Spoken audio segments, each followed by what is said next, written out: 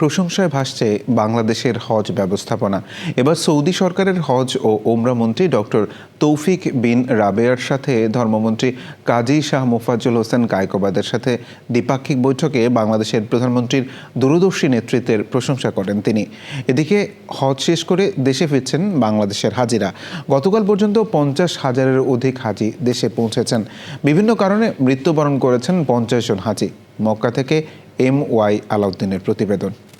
বাংলাদেশের হজ ব্যবস্থাপনার ভূয়সী প্রশংসা করেছেন সৌদি সরকারের হজ ও উমরা মন্ত্রী ডক্টর তৌফিক বিন রাবিয়া। বুধবার রিয়াদের the pilgrim experience palace program সেন্টারে ধর্মমন্ত্রী কাজী শাহ মোফাজ্জল হোসেন কায়কোবাদের সাথে দ্বিপাক্ষিক এক বৈঠককালে তিনি এই প্রশংসা করেন।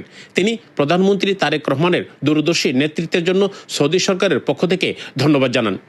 বৈঠকে সৌদি আরবে নিযুক্ত বাংলাদেশের রাষ্ট্রদূত মোহাম্মদ দেলোয়ার হোসেন, কাউন্সিলর হজ মোহাম্মদ কামরুল ইসলাম সহ দুই দেশের উচ্চ পর্যায়ে কর্মকর্তারা উপস্থিত ছিলেন। বৈঠক পরবর্তী স্থানীয় সাংবাদিকদের সাথে আলাপকালে ধর্মমন্ত্রী বৈঠকের সার্বিক বিষয়ে কথা বলেন। হাজিরা এবার নির্বিঘ্নে হজ পালন করতে পেরেছেন। ওনারা এতে হাজিরা খুব মহা খুশি। এই জন্য আমি জাস্ট ওনাকে বাংলাদেশের পক্ষ থেকে, আমাদের মাননীয় প্রধানমন্ত্রীর পক্ষ থেকে ধন্যবাদ এবং মোবারকবাদ দেওয়ার জন্য গিয়েছিলাম। উনি আমাদের ব্যবস্থাপনায় সন্তুষ্ট প্রকাশ করেছেন। মাননীয় প্রধানমন্ত্রী জনাব তারেক রহমান সাহেবকে ধন্যবাদ জানিয়েছেন আমার মাধ্যমে। চেষ্টা করেছি আমার মাননীয় প্রধানমন্ত্রী যেন কোনো বদনাম না হয়, যাতে কেউ ওনাকে কিছু বলতে পারে যে হজ ব্যবস্থাপনা সম্পর্কে।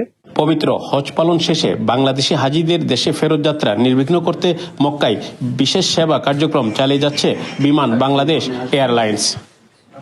আমাদের বাংলাদেশ বিমান অনেক ভালো সার্ভিস আমাকে দিয়েছে, আর আমরা আরো খুশি হইলাম যে আমাদের যে অফিসটায় আমাদের যে কাজকর্ম আমরা পাইলাম, এতে আমরা অনেক ধন্যবাদ তাদেরকে।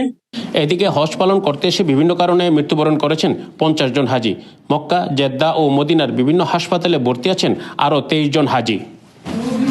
দুই দেশের মন্ত্রী পর্যায়ে দ্বিপাক্ষিক বৈঠকে বাংলাদেশের হজ ব্যবস্থাপনা বাংলাদেশ সরকারের প্রশংসার মাধ্যমে বাংলাদেশ যে এগিয়ে যাচ্ছে তারই প্রমাণ মিলেছে বলে মনে করছেন সংশ্লিষ্টরা। বাংলাদেশের আগামী হজ ব্যবস্থাপনা আরও ভালো হবে, সুন্দর হবে এবং সুষ্ঠু ব্যবস্থাপনার দিকে এগিয়ে যাবে, এমনটাই প্রত্যাশা করছেন তারা।